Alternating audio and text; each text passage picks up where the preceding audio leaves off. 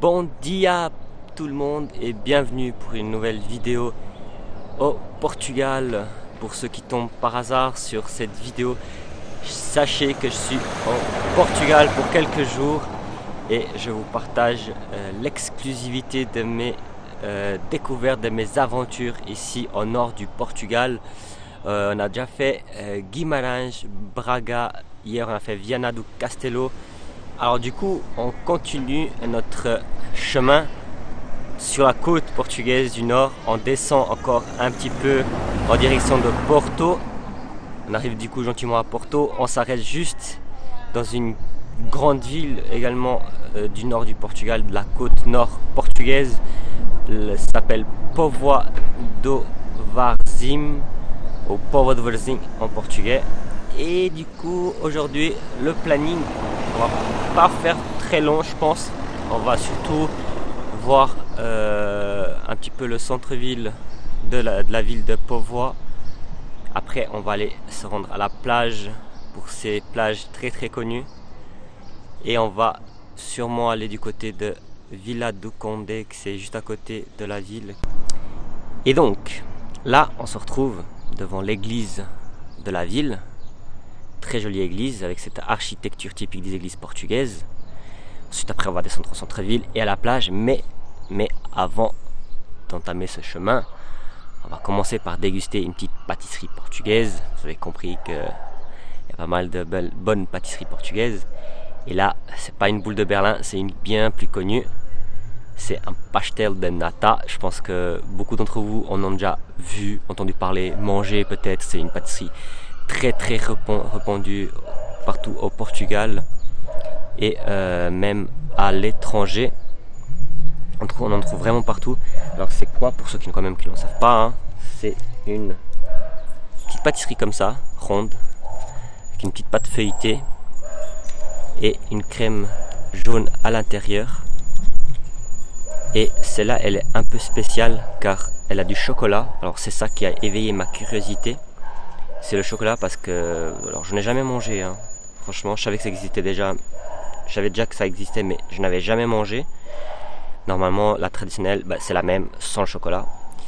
Et alors petite information sur cette pâtisserie, c'est qu'elle est originaire non pas du nord du Portugal mais de Belém à Lisbonne.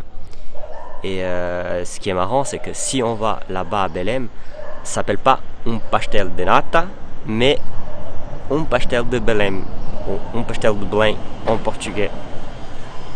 Du coup, on va déguster cette pâtisserie un peu spéciale avec du chocolat. On va voir ce que ça donne. Donc, comme ici, bon appétit, et c'est parti.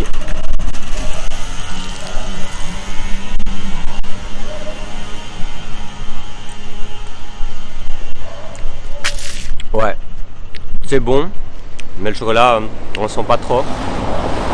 Et ils ont juste mis une petite couche de chocolat en haut, mais après ça reste un pastel de nata comme un autre en fait. Mais il est très très bon.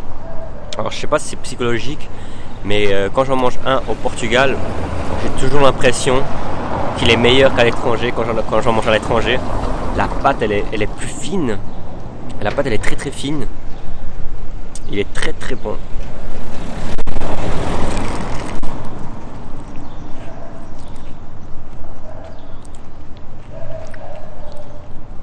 Ah bah je me suis trompé. Il y a aussi du chocolat à l'intérieur. Et là on sent beaucoup plus de chocolat. Ça fait un peu bizarre. J'ai pas l'habitude de manger le pastel de nata comme ça. Ça fait un peu bizarre, je préfère limite le traditionnel. Mais bon, c'est ça aussi le voyage, c'est les découvertes. Les découvertes de nouvelles choses. Et non mais il est bon quand même, il est bon.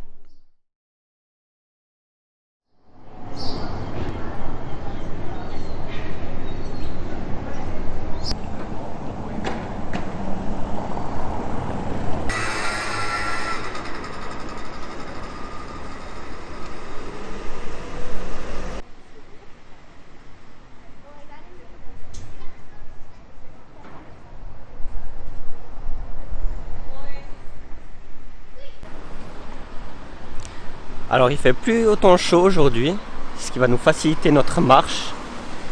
Regardez comme c'est joli ces petites maisons. Alors oui, on ne fait pas très chaud, donc c'est cool, ça va moins avoir chaud et suffoqué comme les autres jours. Regardez, on arrive vers un petit jardin tout mignon. Du coup oui, comme je vous disais, il fait agréablement frais. Contrairement à hier un petit peu, puis surtout avant-hier où il faisait vraiment trop chaud. Là il fait bon. Alors là on arrive vers un petit parc. Je sais pas si c'est le parc principal de la ville. En tout cas c'est très joli. Je pense que c'est ici le parc où les gens ils peuvent venir se poser, manger une petite glace. Là-bas il y a des petits cafés, j'ai vu. Regardez, là il y a une maison très originale.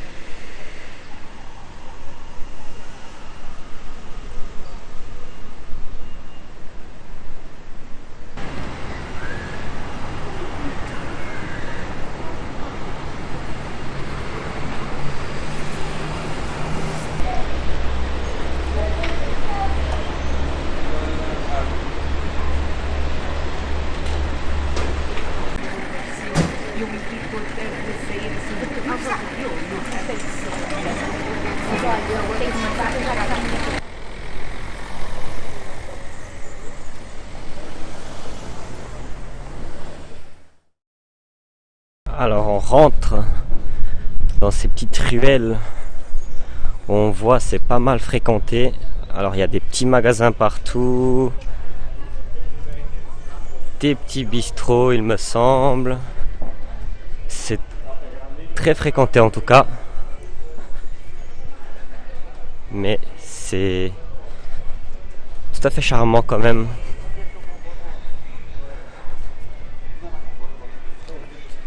Et comme on voit, il fait plus du tout 40 degrés. Hein.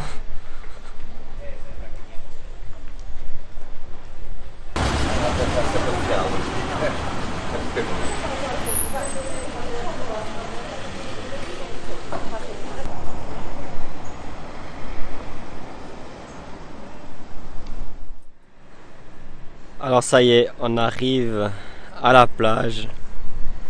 La plage de Povo do Varzim. Avec la vue sur l'océan Atlantique, magnifique. C'est toujours agréable hein, être au bord de mer, avec le vent, les oiseaux. Et ce qui est très sympa ici, j'ai remarqué, dans cette ville, c'est que, vous voyez la route en face qui longe toute la plage. Il y a de la musique tout le long qui sort des lampadaires. Ils ont mis comme des petites enceintes dans les lampadaires et ça donne une petite animation. Hein. Mine de rien, c'est pas une mauvaise idée. Hein. Regardez, c'est magnifique. On arrive à voir tout l'horizon.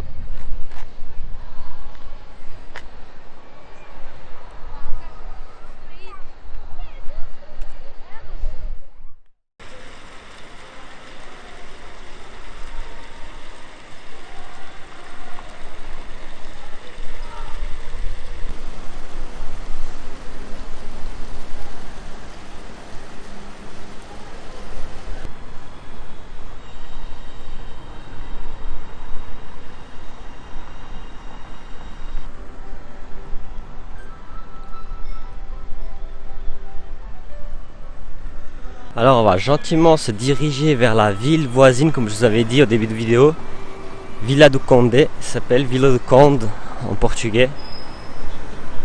Mais avant ça, regardez, ces fresques murales sont vraiment sympas. Alors, je sais pas si c'est l'histoire de la ville de Povodvorzin qui est écrit ici ou pas. En tout cas, quelque chose que j'ai remarqué, c'est ces petits symboles. Ils apparaissent partout. Dans les panneaux des rues, par exemple. Par exemple, il y a le nom de la rue. Et autour, il y a ces petits symboles, même par terre. En tout cas, c'est vraiment joli comme fresque murale. C'est juste à côté de la plage. Et c'est pas mal en rapport avec la mer, la pêche. Alors, j'imagine que la ville a vécu ou vit encore de la pêche. En tout cas, j'ai vu pas mal de symboles, statues et maintenant ces fresques qui représentent beaucoup la pêche maritime. Quand on est dans une ville côtière, j'imagine que ça donc a été une grande partie de leur revenus à ces habitants d'ici, mais en tout cas c'est très très joli.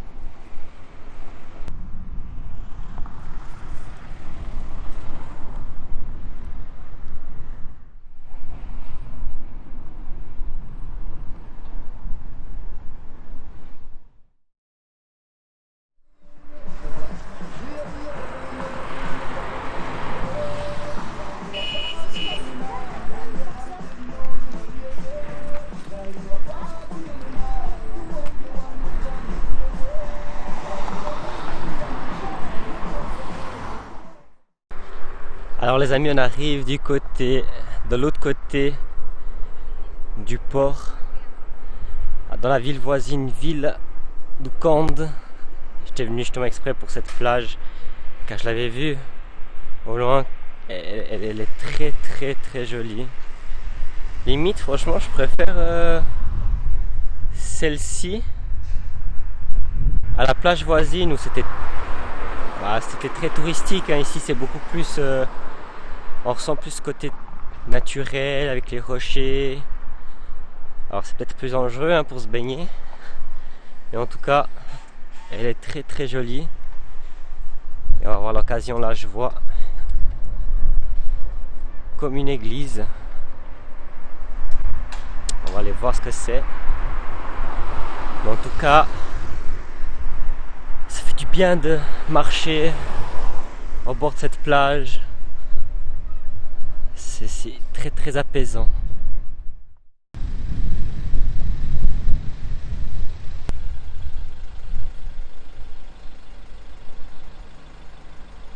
Alors apparemment l'église qu'on voyait tout au fond avant, c'est l'église des navigateurs, ou l'église en l'honneur du Seigneur des navigateurs. Et puis regardez comme elle est vraiment toute mignonne, elle est vraiment très originale, très jolie.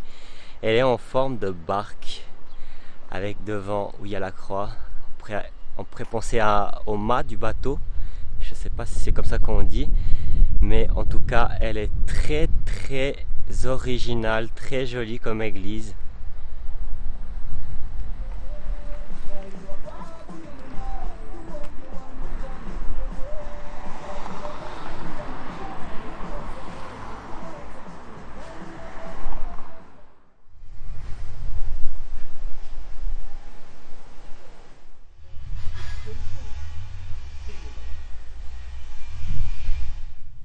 Alors un petit saut de ce côté de la ville de Villa d'Oukhand pour vous montrer un couvent, je dirais, qui a été créé en 1318. C'est un couvent féminin.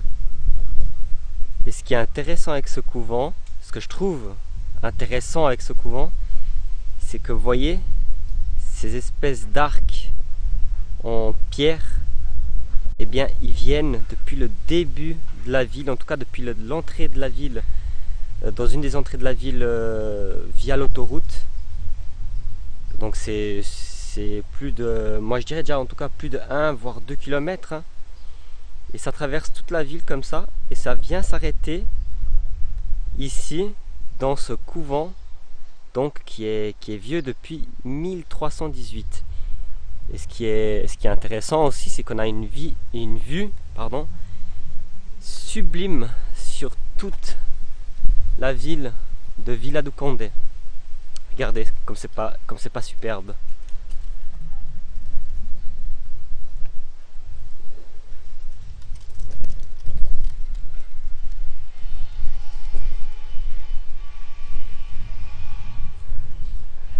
Alors, et vous voyez là, juste devant, il y a le Rio Ave.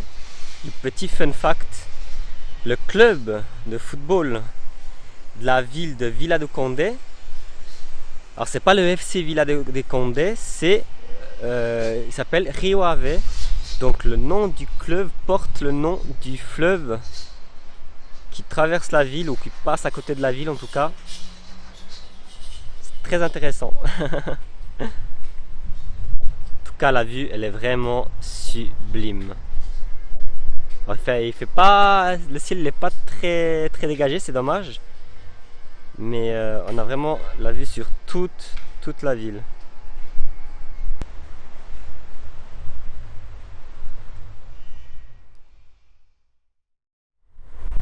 Voilà les amis, on arrive à la fin de cette vidéo. Deux petites villes côtières. Bon, on n'a pas fait beaucoup Vila do Conde, on a juste fait la plage et cette belle jolie petite église qui vient d'être cachée par le camping-car. Mais on n'a pas fait beaucoup de Vila do Conde, mais on a fait un petit peu cette côte magnifique de Porto, enfin du nord de Porto. Je sais même pas si ça appartient à Porto en fait, mais mais du nord du Portugal en tout cas. Et merci à tous d'avoir vu cette vidéo encore une fois. Abonnez-vous pour ne pas louper la suite de mes aventures. Et petite information, pour la prochaine vidéo, on va arriver à Porto, donc ne loupez rien, abonnez-vous. Merci d'avoir vu cette vidéo et je vous dis à tout bientôt pour la suite de nos aventures ici au Portugal. Merci à tous.